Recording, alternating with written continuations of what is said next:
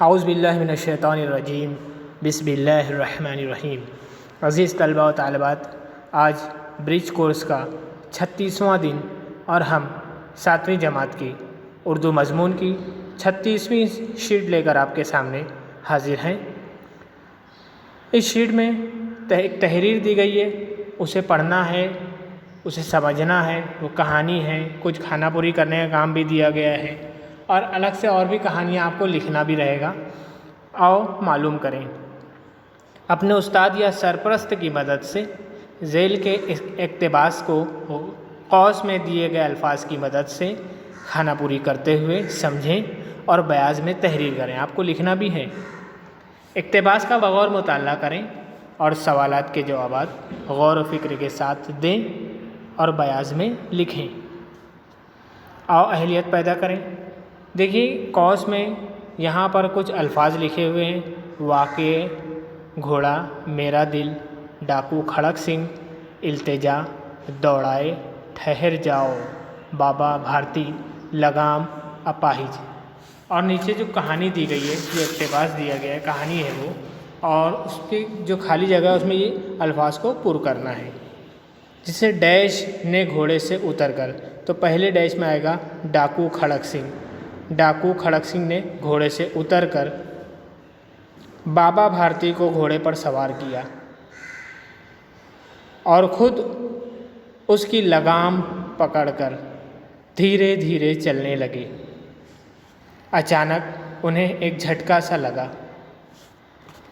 और लगाम हाथ से छूट गई। उनकी हैरत की इंतहा न रही जब उन्होंने देखा कि अपाहिज घोड़े की पुश्त पर तन कर बैठा है और घोड़े को दौड़ाए लिए जा रहा है।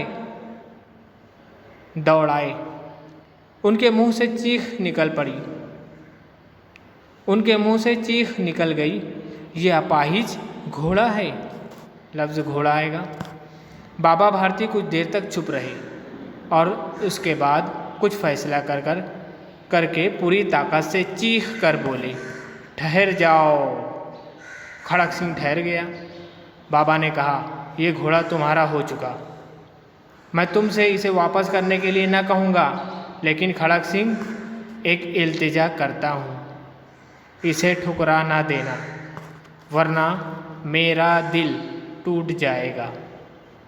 बाबा जी हुक्म दीजिए, मैं आपका ग़ुलाम हूँ, सिर्फ ये घोड़ा ना दूंगा। अब घोड़े का नाम ना लो, मैं तुमसे इसके बारे में कुछ ना कहूँगा। मेरी गुजारिश सिर्फ ये है कि इस वाक़ये का कहीं ज़िक्र ना करना। देखिए, मैं खाना पूरी के साथ पूरा इक़्तिबास पढ़ चुका हूँ और आपने इस कहानी को समझा होगा। इसमें एक किरदार है डाकू खड़क सिंह, दूसरा किरदार है बाबा भारती। बाबा भारती एक ऐसे गांव में रहते हैं जहां पर लोग कभी कहीं जाना हुआ कुछ दिनों के लिए, कुछ महीनों के लिए, तो अपने घर के साजो सामान या कीमती चीज़ें अपने पड़ोसियों को या जान पहचान वालों के पास अमानत रख के जाते थे और जब वापस आते थे तो वो अमानत उनको वापस मिल जाती थी। इसी तरह बाबा भारती कहीं गए तो अपना घोड़ा डाकू खड़क सिंह के पास रख कर गए, लेकिन जब आए अपना घोड़ा मांगा तो डाकू खड़क सिंह ने घोड़ा तो दिया मगर घोड़ा अपाहिज हो चुका था। इस पर बाबा भारती जो है उन्हें गुस्सा आया, क्योंकि उनका एतबार टूट चुका था, उनका दिल टूट चुका था। इसलिए उन्होंने कहा कि डाकू खड़क सिंह, मेरी ये गुजारिश है कि इस वाक़े का ज़िक्र कहीं ना करना, वरना जिस तरह मेरा दिल टूटा है हर एक का भरोसा टूट जाएगा और इस गांव में जो है वो पूरा यकीन, पूरा भरोसा तितर बितर हो जाएगा। लोग एक दूसरे पर भरोसा करना छोड़ देंगे। आइए, ये मुख्तसर कहानी का मफ़हूम मैंने आपको बताया। आओ मश्क करें। इबारत पर मुनहसिर सवालात के जवाबात लिखें। पहला सवाल है, बाबा भारती ने डाकू से क्या और क्यों इल्तिजा की? देखिए, आखिरी लाइन में ही है। मेरी बाबा भारती ने डाकू से इल्तिजा की कि इस वाक़ये का कहीं ज़िक्र ना करना, क्योंकि ये इल्तिजा इसलिए की क्योंकि अगर ये ज़िक्र कहीं किया गया तो लोगों का दिल भी टूटेगा, जिस तरह मेरा दिल टूटा है। लोगों का भरोसा टूट जाएगा, लोग एक दूसरे पर भरोसा करना छोड़ देंगे और अपनी अमानत दूसरे के यहाँ रखना छोड़ देंगे और लोग अमानत में खयानत करने लगेंगे। दूसरा सवाल है, अगर कोई हमारा यकीन तोड़ दे तो हमें कैसा महसूस होगा? अपने अल्फाज में लिखिए। देखिए, इसका जवाब हो सकता है, अगर कोई हमारा यकीन तोड़ दे तो हमें बहुत बुरा महसूस होगा। फिर हम दोबारा उस तरह से यकीन करना, भरोसा करना छोड़ देंगे और दूसरे पर भरोसा करना और दूसरे के साथ उसी नज़र से देखना कि ये भरोसा तोड़ने वाला शख्स है, वो नज़रिया हमारे अंदर पैदा हो जाएगा। और भी अच्छा आप जवाब लिख सकते हैं। आइए तख़य्युलाती बने। लगाम, वफ़ादार, रफ्तार, बहादुर, अक्लमंद, इन अल्फाज की मदद से जुमले तैयार करें और अपनी बयान में लिखें। देखिए, लगाम, इसमें जुमले तैयार करें। अपनी ज़बान को लगाम दो, हो गया जुमला।